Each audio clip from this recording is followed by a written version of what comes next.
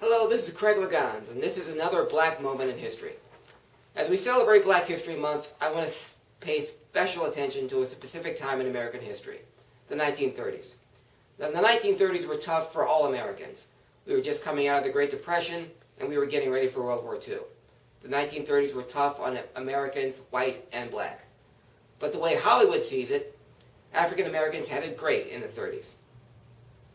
In some ways, they were even superior to the white people that they helped.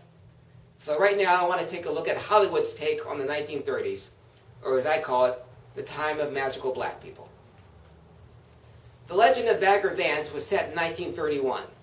It was a story of an alcoholic golfer who had lost his swing, and an ageless black caddy who came around to help him find it. Just in time for an impromptu winner-take-all $100,000 golf match between two of the greatest golfers of all time. Now, our alcoholic golfer didn't win, but he found something more: faith in himself and the chance to bang Charlize Theron. The Green Mile was set in the summer of 1935. It was a story of a prison guard with a bladder infection who got a new prisoner in the form of a giant black man who was accused of raping and killing two white girls.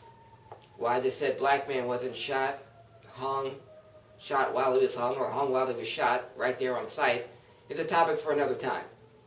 But the giant black man, John Coffey, liked to drink but not spelled the same, was a man of magic who sucked the brain cancer out of an old lady, brought a mouse back to life, made one white man shoot another white man, and touched Tom Hanks' penis.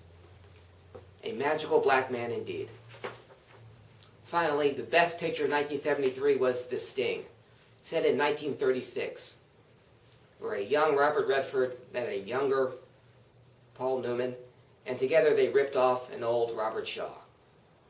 And they even set up an off-track betting house from scratch to rip him off again. But why the subterfuge? This was the most elaborate con in movie history.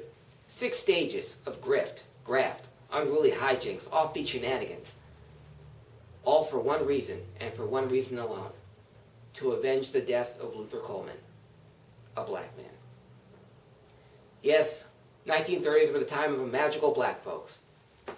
Now, it would be a shame if white folks actually knew that black people had powers back then. It might have been a little different. It might have been like, "Hey boy, shine my shoes. And while you're down there, take the polio out of my legs." Well, that time is gone. Maybe we'll see it again. But for now, let's remember the 1930s as the time of magical black people as we celebrate black people on Black History Month. This has been Craig Lagans, and this has been a Black Moment in History.